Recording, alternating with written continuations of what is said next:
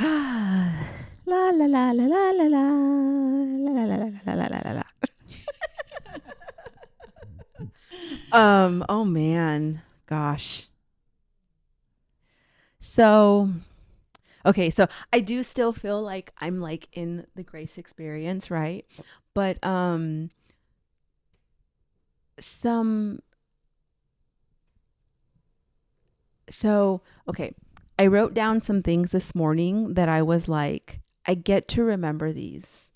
Um TTP, Mm-hmm. Mm-hmm. trust the Mm-hmm. process. So after grace, I had dinner with some of my 158 family. Cause let me see, the captain from 158, she did grace with us, and I freaking love her. When I think of like women leadership, I always ask myself, like, her name is Dina, and I always ask myself, like, what would Dina do? Like, she is, to me, she is the embodiment of like powerful, graceful women leadership. So I could, yeah, freaking amazing. So, and then I had another grace, or another LP sister that did it. And then, no, there was a total of four of us. Well, excluding Angie, because Angie was captain. But yeah. So wait, one, two, three, yeah, four. Four, and then with me and Angie included, six. So we all went out to dinner, and then a few more of us too. We went out to dinner after, and I was having a conversation with Dina, and like, I just, she reminded me of the things that I don't want to say I forgot, but just the good things about LP that like I have forgotten. TTP was one of them, because we talked about like, just basic enrollments and like things like that, and like things that I shared with her, things that were coming up for me. But she gave me a good reminder about TTP. New moment, the power of a new moment, because we got to have a lot of new moments, right? And I got to reframe my relationship with rigor in a really, really good, positive way. So I'm very, very grateful for that. I want to hear more about that. Yeah, Yeah. girl. Okay, so I had a moment with the trainer, and she said, your relationship with rigor is very loosey-goosey. And she's not wrong. Because I have been in resistance, I want to say for months now, but I wonder if it's even beyond that. She supported me in reframing how my intention in this past weekend can be supported with rigor.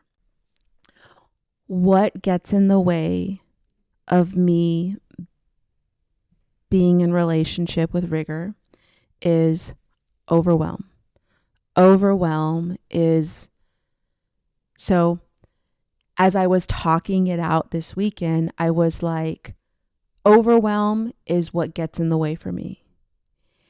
And as I was playing with this, like, how can I reframe this, right? Because there was a lot of correction of language over the weekend, right? And I mean, it was useful, right? And what came up for me at the end of grace was overwhelm is my biggest teacher. And when I'm in overwhelm, I get to ask it, what is it trying to teach me? What is it telling me? Because when I am in overwhelm, that is when I shut down. That is when I start hiding. That is when I say fuck it to everything. That is when I drop my commitments and I am no longer in alignment with my intention.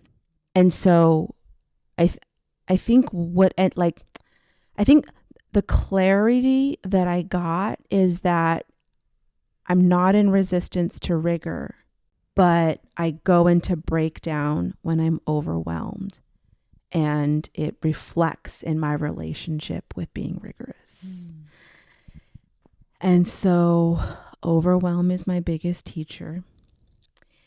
And so part of my practice coming out of grace is, how do I get ahead of it, right? Using what I learned from the weekend. So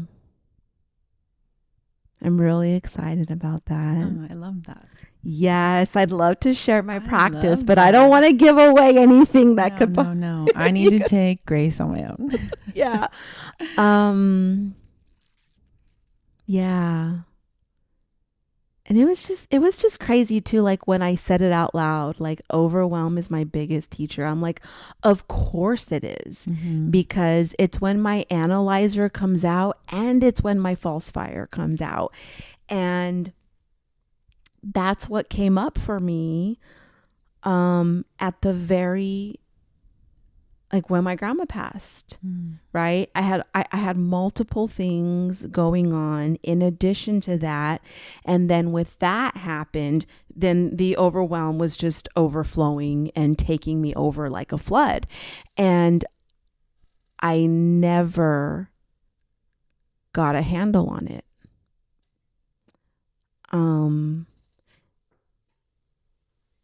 But that was very clearly brought into my awareness this weekend. So, yeah. Yeah, it was great. It was great. It was good. I have some tools and processes that I'm going to start incorporating into my coaching that I'm really excited for. And some of this has been like in the back of my mind already.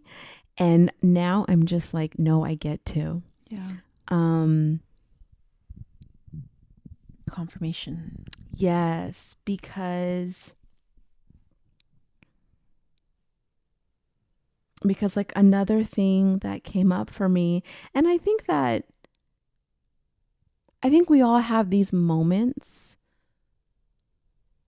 but it's just something I get to keep leaning into, is like, new information is great, right? Like studying, research, that's all great, but it's not going to make the abundance of information that I shove into my head is not going to make my coaching better.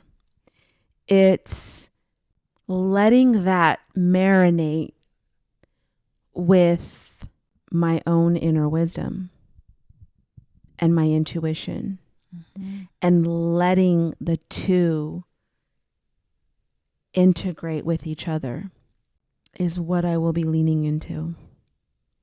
Like I know I'm a very black and white thinker. It's what I struggle with it. And what came up for me this weekend is like how much I struggle with it when I don't even realizing it. Like when I don't even realize it, it's like there is no right, no wrong, right? And I already knew that. So, okay, I'll just talk this out, like this illusion of balance, because something that the trainer said is there's nothing to get here. Like, this training is not going to give you anything. It's only going to bring you back to what you already know. When it comes to balance and just everyday life, there's no such thing. Because when is anything perfectly balanced and still? Never. I think that I feel a big release of pressure when I think about that, because then it's like I don't have to strive for balance every day. All I have to do and know is that when things throw me off balance, and they will every single day, multiple times a day, I know how to come back. That's it. That's all I need to know and remember. I will never be perfectly balanced. Things will never not bother me. I will be bothered. I will be triggered, and I will be thrown off. That's just how it is. But I know how to come back. That's the practice. That's the work. And when I think about it like that, for me, I feel like a huge release of pressure because there's nothing to attain. And like when she said, like, there's nothing to get here, I think that it made me think like there's nothing to attain. Like balance, unattainable. It doesn't exist. It's just this constant teeter totter. And you just get to bring yourself back every time and go into the next moment. Mm-hmm. So some powerful stuff. Yeah, it was great. It was really, really good. It was a smaller grace than what's usual, but it was very intimate, very vulnerable, very raw. Mm-hmm. So we definitely sourced that. Yeah, that's awesome. So yeah. That's what you wanted. Yeah. Real, raw, vulnerable, all of it. Yeah, that's beautiful. Yeah, it was great. You are beaming. Yeah. You've got that grace glow. It was so, dude, I woke up so sore this morning. Like, oh my God. And I'll share this too. Like, or I might have already told you, but so like up until this weekend, I had resistance to the trainer, and I knew that. And I also knew why, because she reminds me of someone. Like she even looks like her. In fact, the names are very familiar.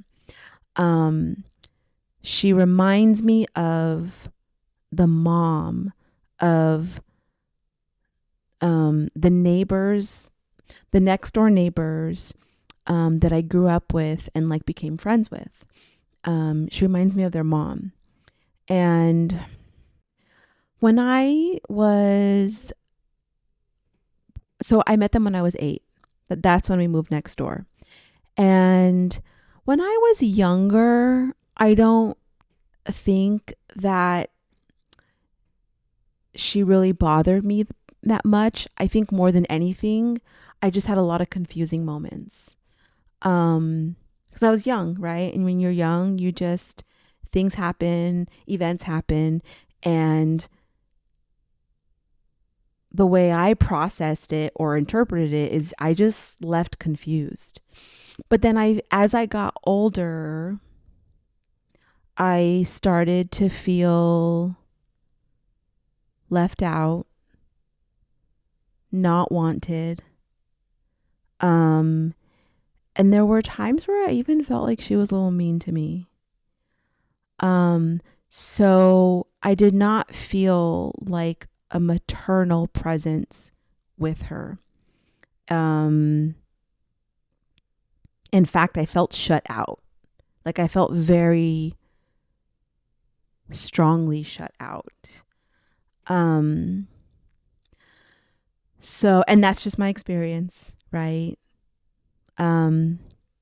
Whether or not that was her intention, I mean, that's irrelevant, right? That was just my experience. And Mary Jo, the trainer, we can probably edit that out, but reminds me of her. So leading up to Grace, when she would be present in some of our calls, I would have to very consciously remind myself to like stay grounded, like stay grounded, be open. But I know that the resistance was felt. And then she actually said some like really kind things to me on Friday. Just things that she was noticing. And I was just like, let it in, Krystle. Like, do not dismiss it because my ego wants to shut her out because of who she reminds me of. I'm like, let it in, let it in. And then by Saturday, it felt great. Like, I did not feel any resistance. And it actually felt really good to like just be in the space with like everyone, including her. So that was good. I felt like that was important for me to experience. I think more than anything, because it just gives me evidence that I can, right? When people remind us of certain people, or when we just feel this resistance to people and we don't know why, right? Really doing that exploration of like, ask why, find out. And then don't hold that person hostage to what I want to use them to be right about. I think was really powerful for me this weekend. Yeah. So, my experience, it's easy to do that. yeah, to hold people hostage to the past. Yes. Yeah. Oh, yeah. And relationships, especially. Mm-hmm. Yeah. Is anyone coming up for you? No, not in particular. I'm just thinking all of them. Yeah. And I know what it's like to be on the receiving end of that too. Mm-hmm. To know that I know this person is using me to be right about something. Yeah. And I can only do so much. Mm-hmm. I can't erase that person's interpretation. Yeah. I can just do my best to try to give them different evidence and show up differently, but the cognitive dissonance is real. Yeah, definitely. So, yeah. So it was great. Yeah. Oh my gosh. It was an eventful weekend. Yeah, it was good. It was good. Yeah. Actually, you've taken relationships. Yes. They're having a relationships workshop in a couple of months. It's going to be Mary Jo and I'm going to get her name wrong. Sylvia. And I am so curious now and interested because, and I hope I hope that my memory is serving me right. But Ro has said that Sylvia is one of the best advanced trainers. Oh, she's an advanced trainer? Yeah. I mean, I don't know if she is currently, but I'm pretty sure he has said something like that. I hope that's true. If it's not, I'm sorry. But that's interesting. So given that she's going to co-facilitate with Mary Jo, I want to take it. They did that when I took it. Really? Yeah, it was the two of them. It was great. So curious now. It was great. Yeah. Do it. Yeah. Do it. It's in a couple months. April? March. Nope, not a couple months. Next month. Shit. Fuck. Okay, I don't know. You're just jumping in, diving in. Yeah. So that's awesome. I think you should take it. I know. I think so too. I got kind of scared because like, I mean, some people just kind of spoke into like what was powerful for them. And I was like, oh, I probably need that. Like actually, oh my God. Okay. Now I have too many thoughts coming to my brain. Let me finish this one first. It's all flooding. So, one of the things that like someone said about what was powerful was having like feedback from the opposite sex. I was like, oh shit. Yeah. I was like, okay, I could probably use some of that, even though I'm going to want to punch someone after. But it could be powerful.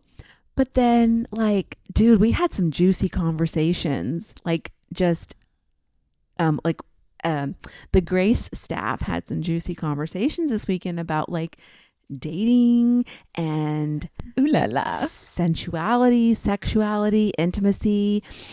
And it's so funny. Like, I got some good tips, girl. Wait, let me share some of my tips. Some tips. Okay. So we're talking about flirting. Okay. And you know, I told you a couple weeks ago, or like, Yeah, right? you're like, I don't know how to flirt. I forgot how to flirt. And guys, if anyone's curious, I told her to ask AI. ask AI chat. How do I said- flirt? I said, just think don't think, just do. Just Yeah. send the message, whatever it Yeah. is. And then I was like, or you can ask AI. Yeah. So some of the exercises in Grace actually very quickly put me into like a sensual space. Mhm. So I'm going to do that more Ooh. often. That's actually also part of my practice.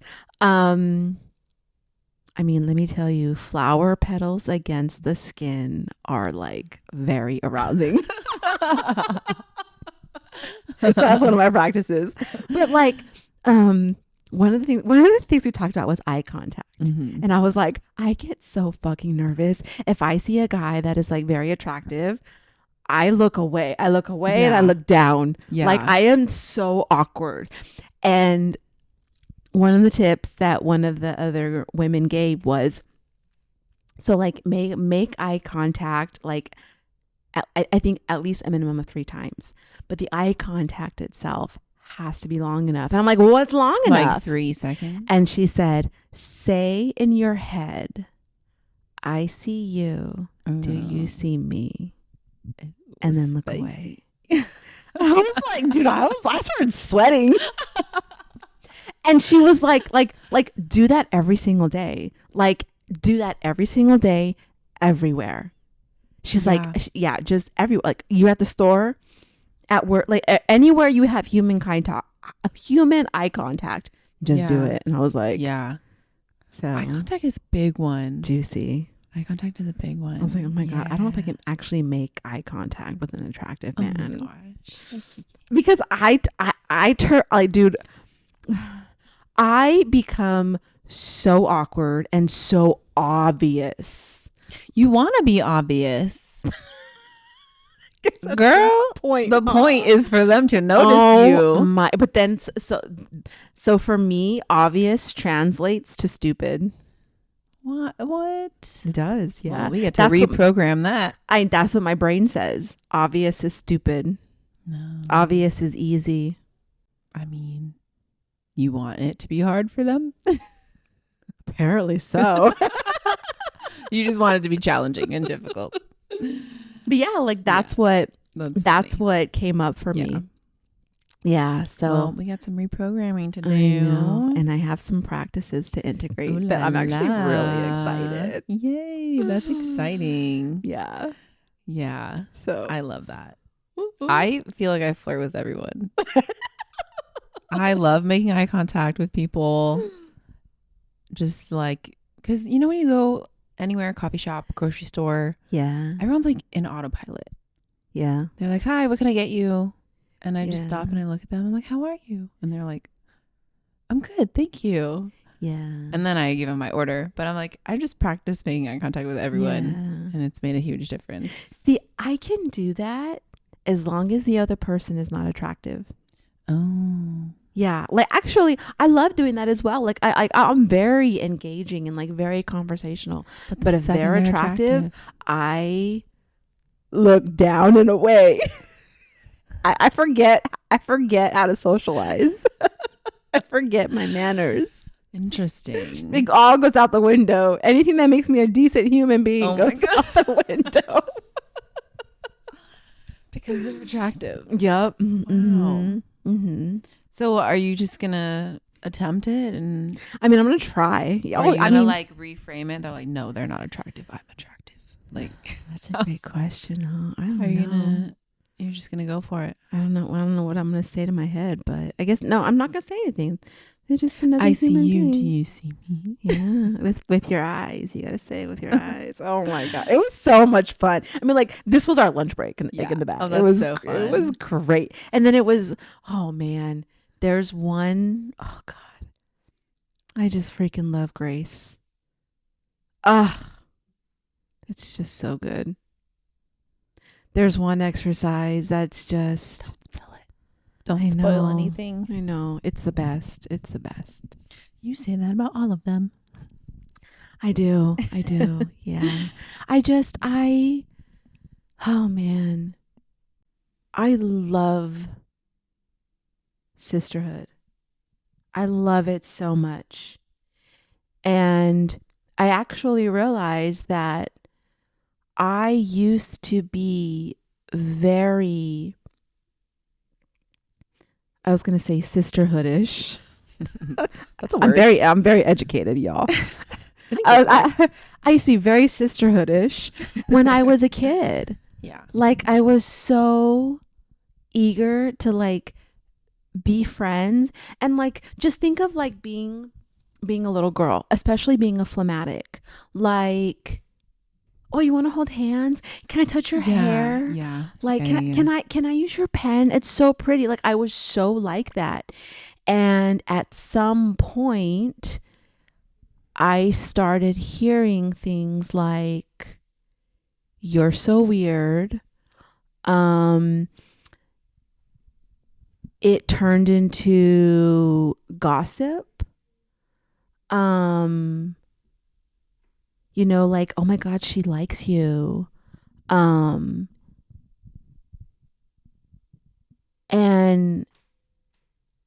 yeah, it turned into moments where like I felt like I was being made fun of. When I think back on like childhood memories, everything was always confusing before it became an interpretation. Because like when they would say things, I just wouldn't get it. And I'd be like, I don't understand what they're trying to say. After a while, I shut down all of those tendencies because of the judgments that I now have about how I don't want to be perceived. And that came up for me. And when you're in spaces like Grace, and actually even basic and advanced in LP, I feel like that begins to open up with people. But like when you're in Grace, all that shit goes out the window. And you're like, I can actually be who I used to be. Yeah. And it's the best. It is. It's the best. Yeah. Yeah. To play like little girls again. To be in relationship like little girls again. Yeah. I fucking love it.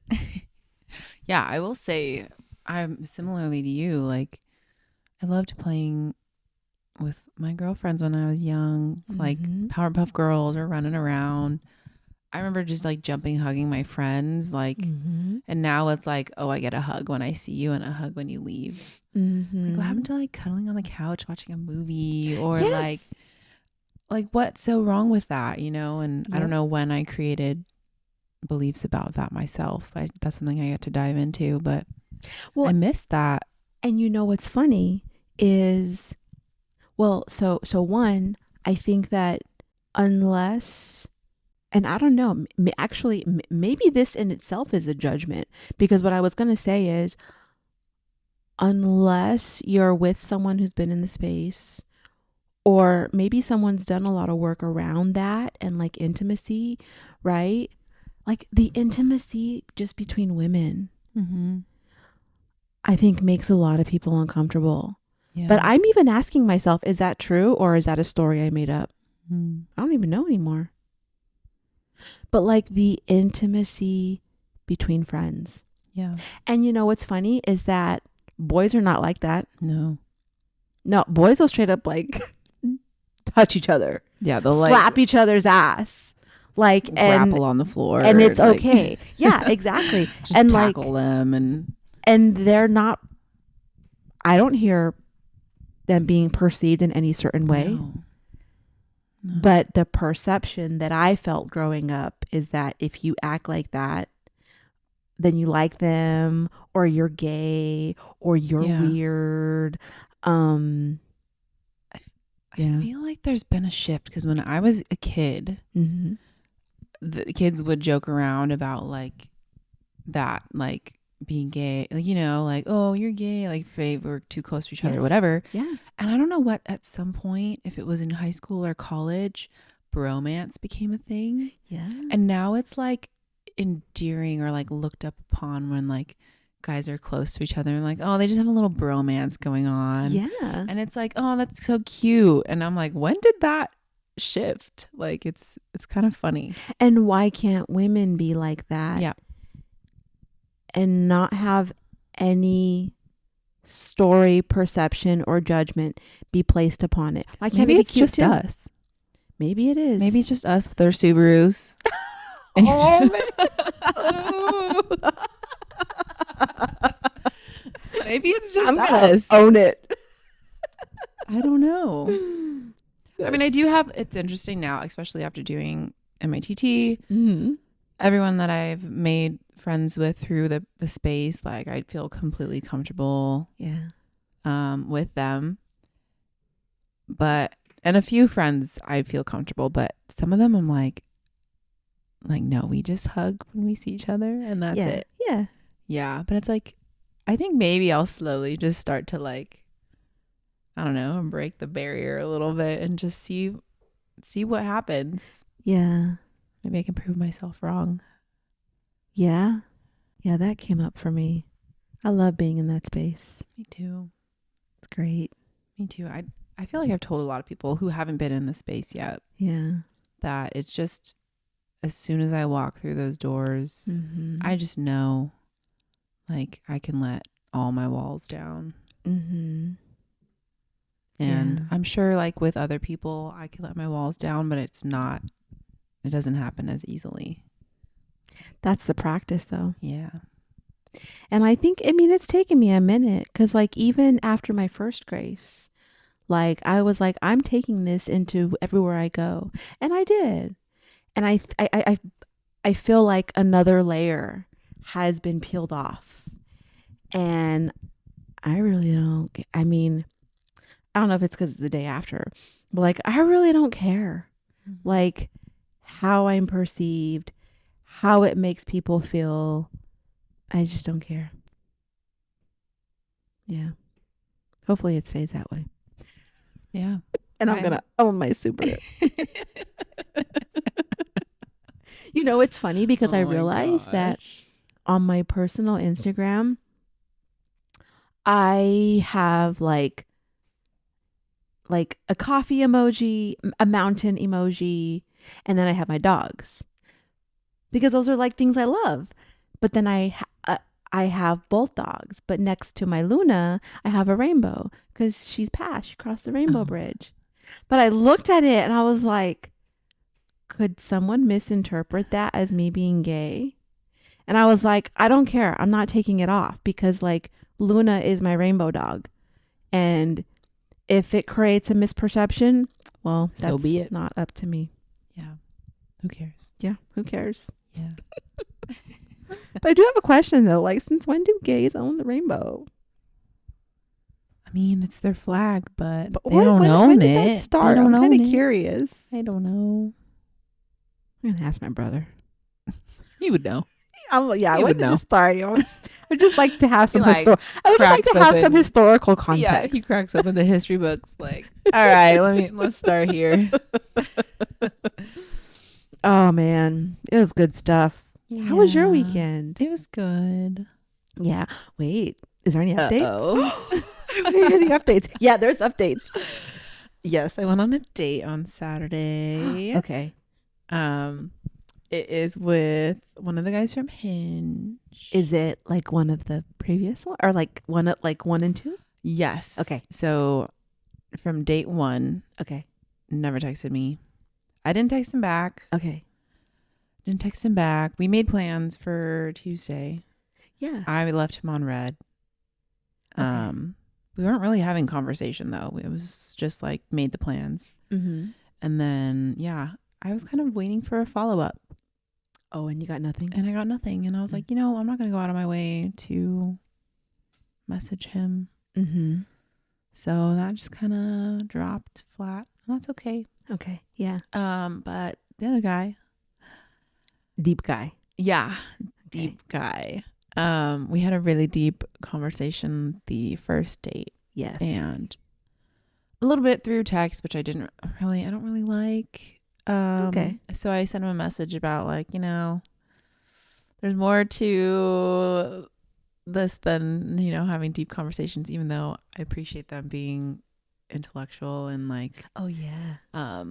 requiring, you know, thought Uh-huh. and all that. So the text kind of like became lighter, which I think I appreciate, because I feel like texting deep conversations makes it feel like you are connected more to a person, but it's like a false kind of connection.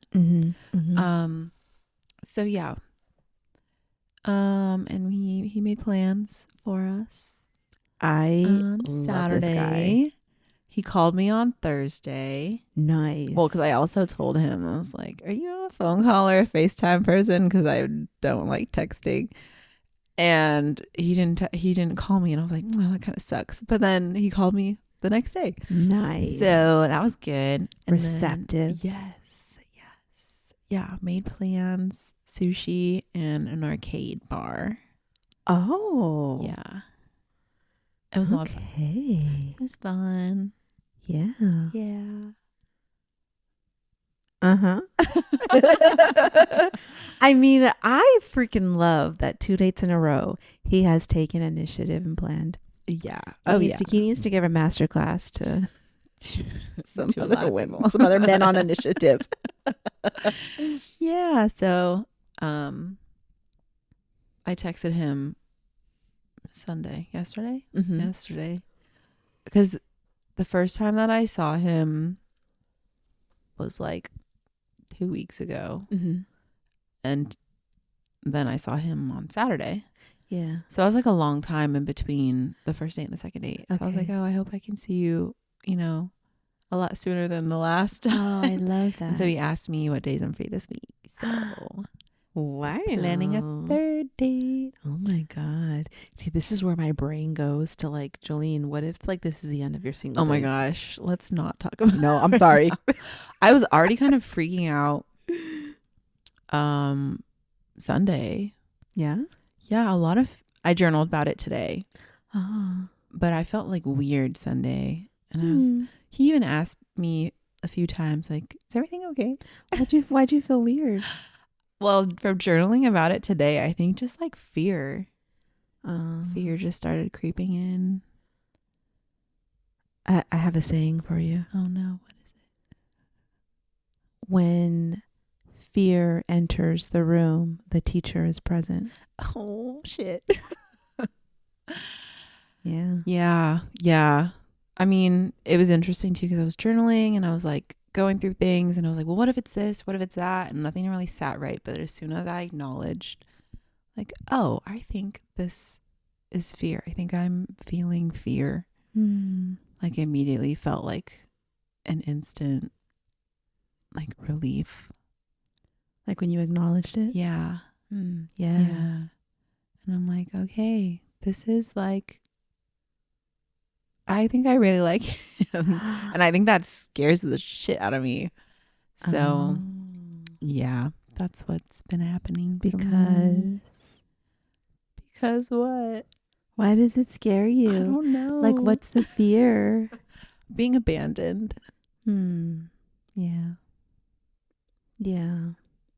And I mean, it's only been like 2 dates, so I'm like, I don't really know him too well yet. And at the same time, I can already tell that I really like him, and that I think that scares me. Yeah. Well, I acknowledge you for putting yourself out there. Thanks. Yeah, seriously. Like, I have another saying for you.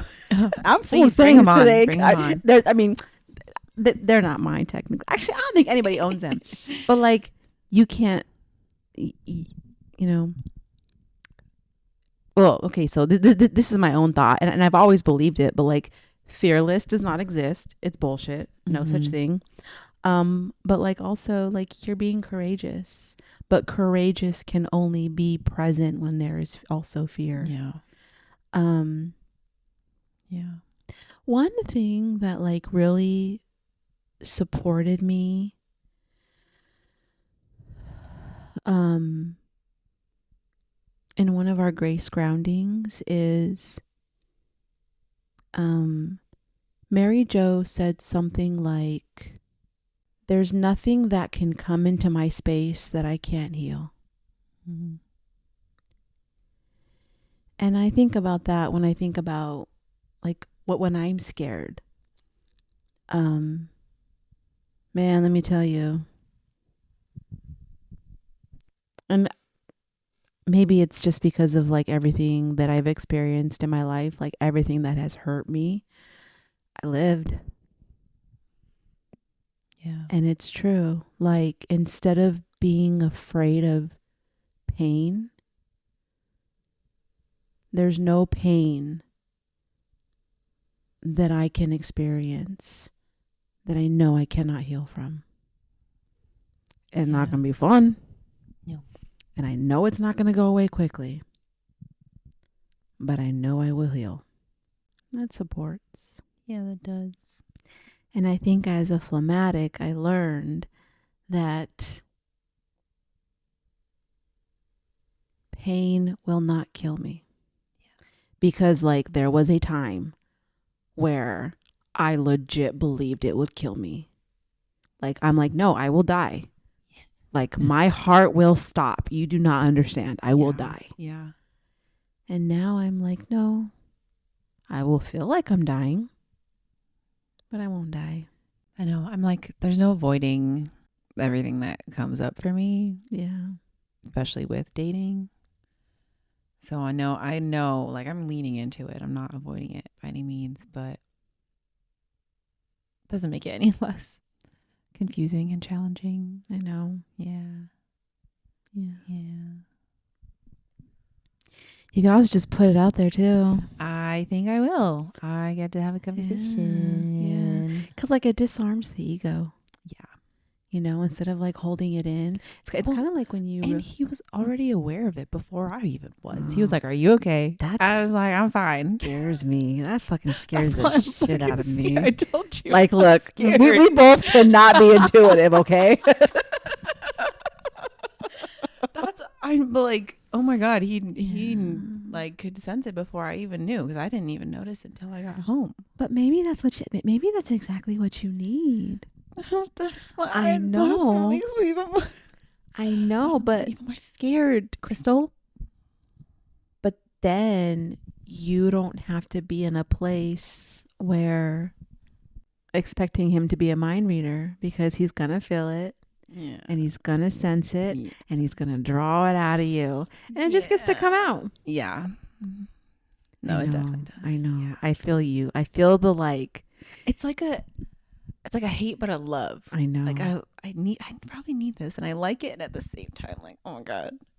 You're like, I want to just be passive aggressive and tell you when I'm bothered. I know. No, it's been good. I think I've been having a lot since my first date with him. I've been having a lot of conversations with my ego. Like, girl, you need to chill out. Oh God, I don't want to give it away.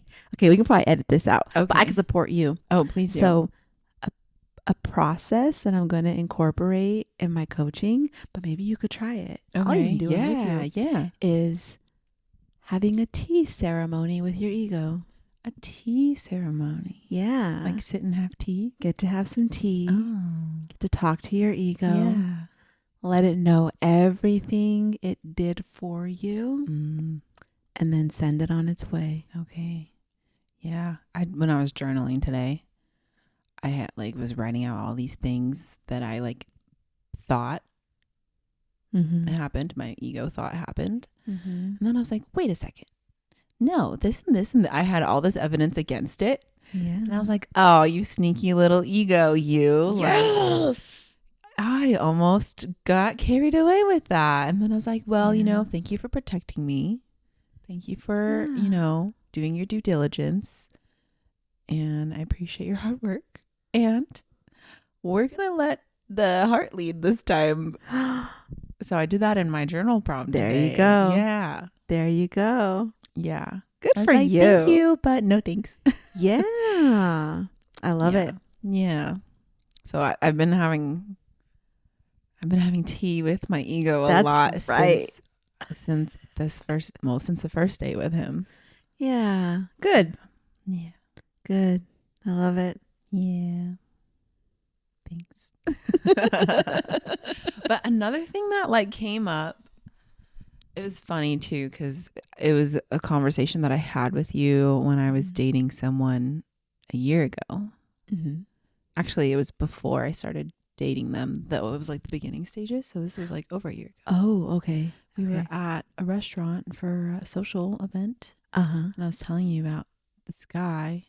Yeah. And I was like, I feel like he's not putting his cards out on the table, so I'm not going to put my cards out on the table. Basically, that's what like. And you're like, how can you expect someone to do that when you're not doing it? And I was like, you have a good point there. And so I eventually ended up sharing with him, and I could feel myself right now, because I feel vulnerable. I'm like, oh, I'm going to withdraw. I want to withdraw and take energy back and withhold some things. And it made me think of that conversation I had with you, and I was like, no, that's not fair to do that. And also he's given me no reason to do that. Yeah. But yeah, it made me think of that conversation with you. Yeah, he's been incredible so far. I keep having to battle myself. I mean, yeah. Well, it's interesting you said battle yourself. I know. I'm like, why do I keep saying that? Because it feels like a battle. Because we feel like the ego is not our friend. Yeah. But in actuality, and you said it so perfectly earlier, the ego's just trying to protect us. Yeah. Which is actually beautiful. Yeah. So I think that reframing and being oh, thank you. Yeah. Thank you. It's kind of like a mother, right? Where it's thanks, Mom, but I'm ready for you to take the training wheels off. Yeah. But I understand you don't want me to get hurt. Yeah. But it's the only way I'm going to learn how to ride a bike. Yeah. Yeah. I don't know why I keep saying battling. Half of it's a joke, but the other half is yeah. Yeah. I get to talk to it like I talk to my mother. Or like you would talk to a friend. There's something I want to share with you, but I was like, no, because I don't want to give any of the experience away. But yeah, there was a moment of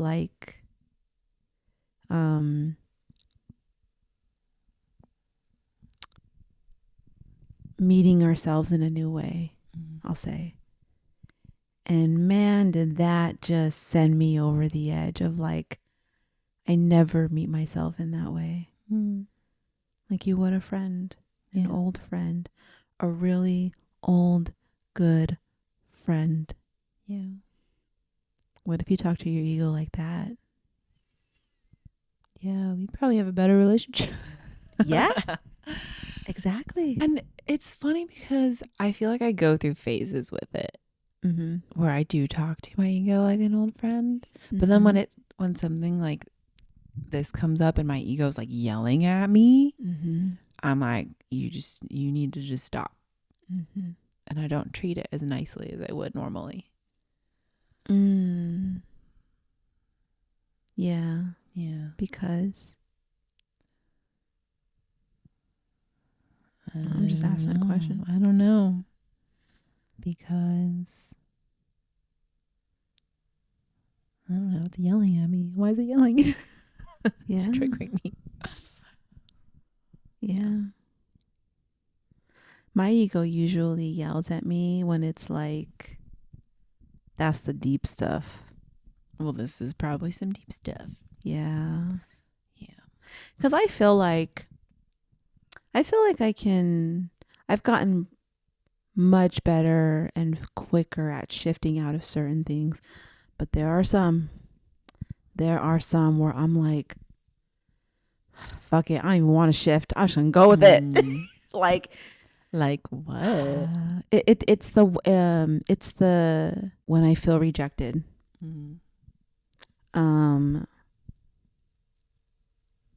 When I feel unwanted. That's a deep one for me. And when that one shows up, she's a bitch. Like it'll take me, depending on like the context of the situation, it'll take me like a day. Like maybe even a little bit longer. Yeah.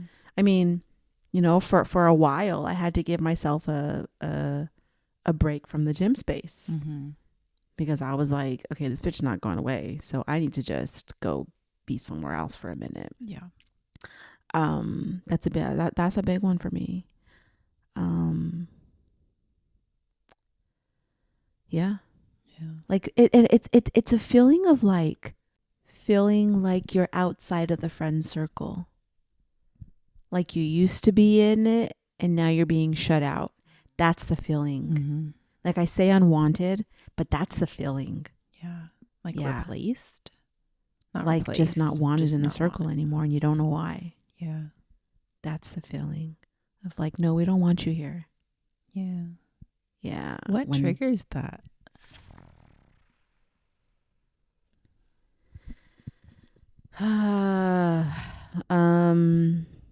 Is it like certain people, certain actions? I mean, it's not certain people. Okay. I mean, like masks, not like a particular person. Yeah. It's like, okay, I'll give you an example. I'll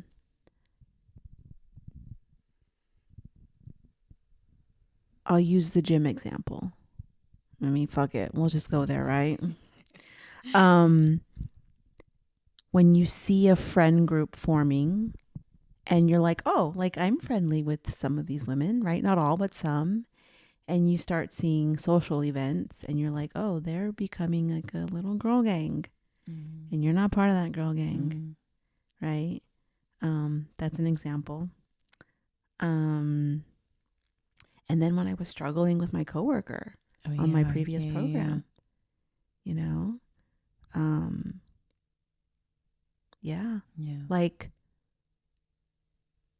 my coworker going to other people for mentorship and confiding in them. Actually, I mean, that's a big one. Like, because I think I experienced that a lot, like in young friendships. I'm talking like middle school, you know, like middle school, junior high, where like you're in a friend group and then you hear that your friends know certain things you don't. Yeah. And then you're like, well, why don't I know these things? Yeah. Yeah, it's that feeling. And man, you know what? My friendships when I was younger were fucked up. Like when I look back, I'm like, no wonder I went into Analyzer, shut down, didn't trust people, became a loner, and felt like people were fake. My friendships when I was younger were fucked up. That's it. I was like, are you gonna elaborate on that? Or? I mean, okay, so going back to like the neighbors that I grew up with, so it was two girls and they were older than me. Like one of them was a couple of years older than me, maybe 2 or 3, but it feels more when you're young. Yeah. And then and then she had an older sister, right? So there's more of an age gap because between them, I think they were like 1 or 2 years apart. Actually, I think they were like 1 or 2 years apart. So, man, when I look like, so growing up, there's other kids around, and this could just be part of my story, but my neighbors were white, and there were other white, maybe just one or two other white families in the neighborhood, because it was a predominantly Hispanic neighborhood. I mean, we grew up in Paramount. And I just have memories of like finding out that they're all playing and I didn't get invited, but I can see them all playing in like the backyard because I can like literally see them, things like that. Or like you just know, like you just walk into a space and not everyone likes you. There was a lot of that. And I remember one time like riding my bike over there, and then they're all in the street riding their bikes, right?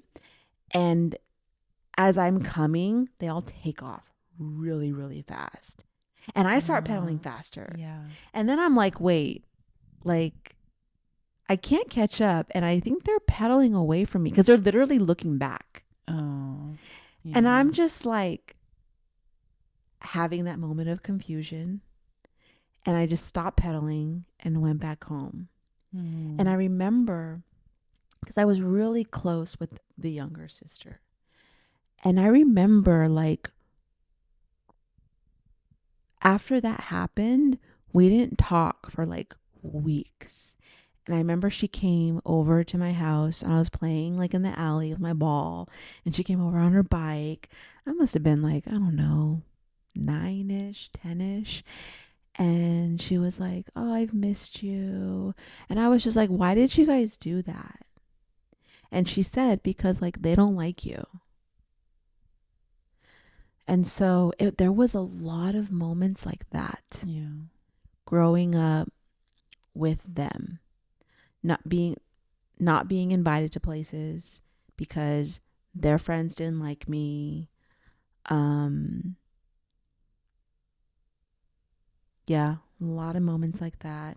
And then when I was in school, forming my own friendship circles, oh man, it was weird. Like,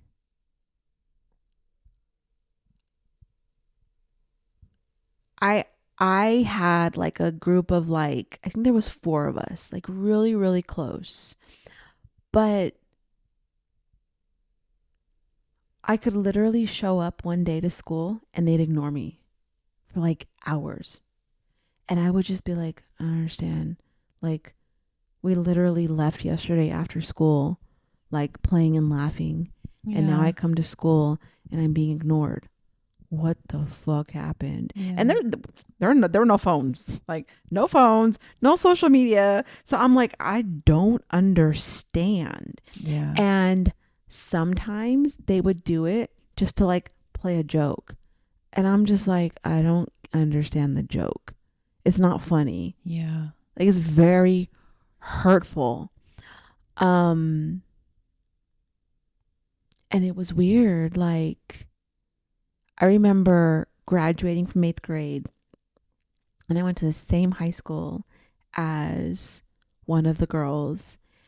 And I remember seeing her like at the entrance of the high school, and I start to walk towards her and I'm smiling and she gives me like this like side eye look, and I'm like, that side eye look stopped me real quick. And I think I still might have walked up to her and like I said her name and she said nothing to me, did not look in my way.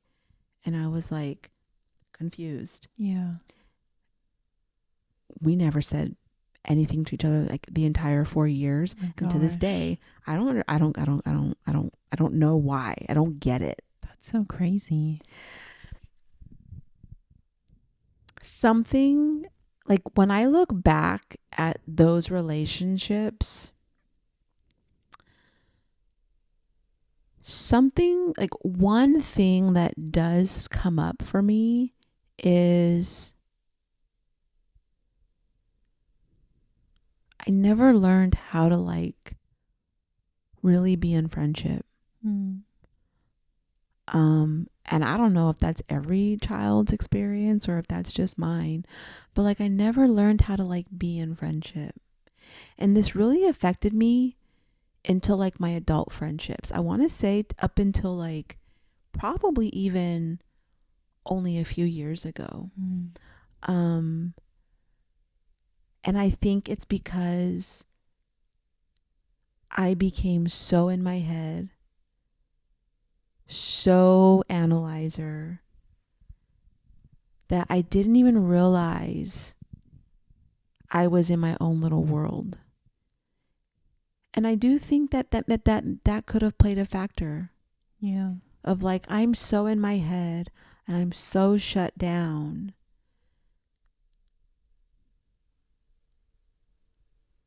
I mean, I'd be a fool to not think that that didn't affect my friends. Yeah. And I'm sure I'm sure it did. Yeah.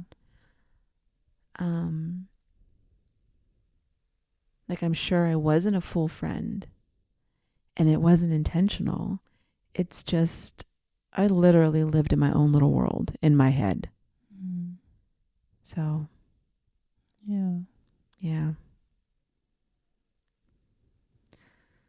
How do we get to the friendships?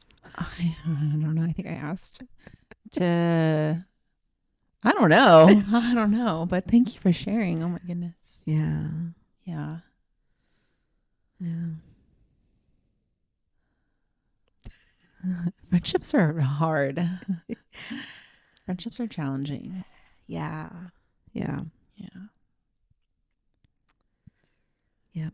What was it? I remember from Biotypes, the Biotypical podcast, Ro would talk about a certain part of your brain not being developed if you like move a lot or you're constantly changing your... It's the limbic brain. Girl, I got a fucked up reptilian brain and a fucked up limbic brain. What's a reptilian? So the reptilian brain forms when you're young, right? So it's like, and it there's probably some like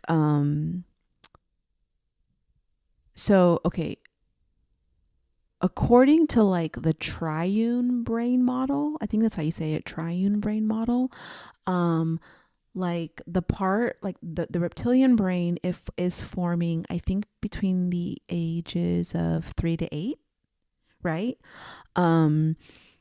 And like that's your flight or flight. That's your like physical safety. Okay. And so if you grow up in an unsafe environment, you're going to have a jacked up reptilian brain, which means that a lot of things are going to send you into like fight or flight. Yeah. And I grew up like in an environment. An attractive man. I'm just kidding. Yeah. What the fuck? I know. I go into fight or flight with attractive men. Dude, I told you, it's broken. It's broken. It's broken. I had to throw brain. that one in there.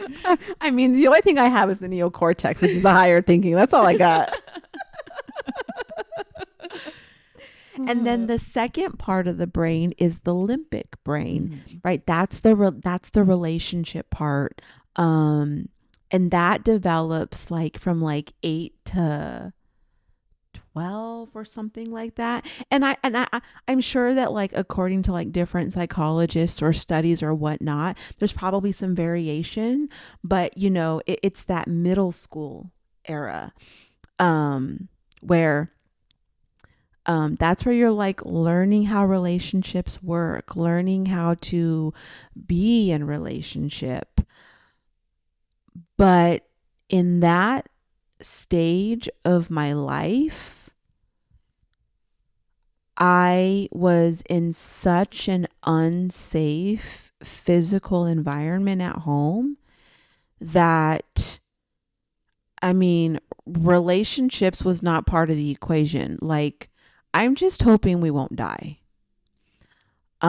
So yeah, didn't create that.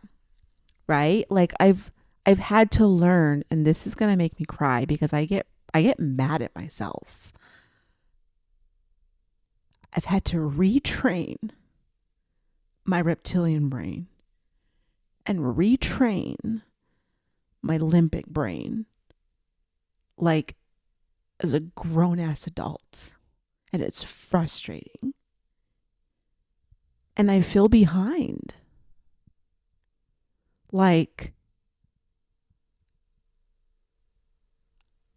I'm 41 and I'm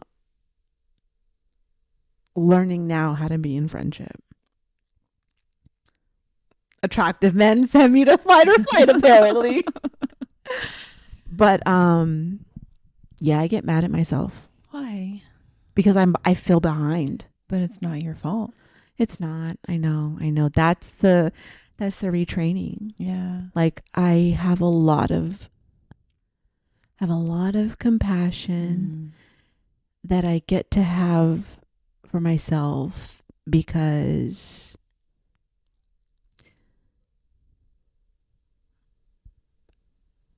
circumstances not in my control. Yeah. Yeah, and I'm not responsible. Feels kind of awkward to say, but like, yeah, like I'm not responsible for what I wasn't taught. No. Not responsible for my unsafe environment. Absolutely. And I was just doing the best I could with what I had. Yeah. Yeah. Yeah. I saw a kind of to piggyback back off of that and kind of what we've just been talking about in general. Mm-hmm. I saw something on Instagram today, and this woman was talking about how people say that the only person they're in competition with is themselves. And she's like, that can get you into tricky waters because who you were is creating who you are.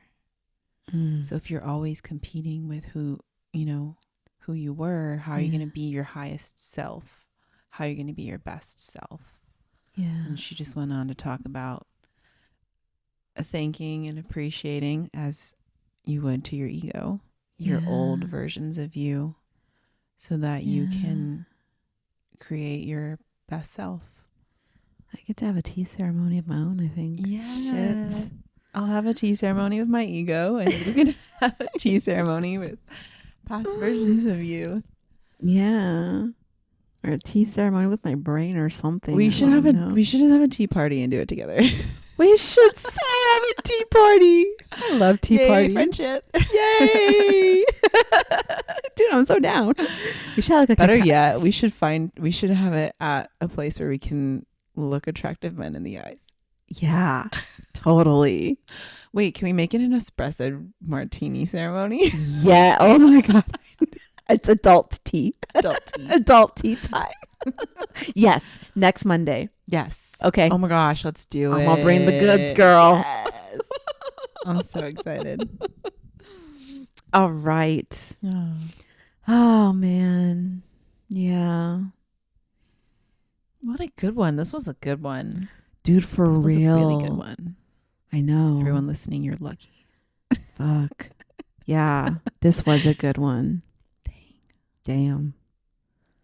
Should we call it mic drop? Yep. Mic drop. Yep. Boom. Bye.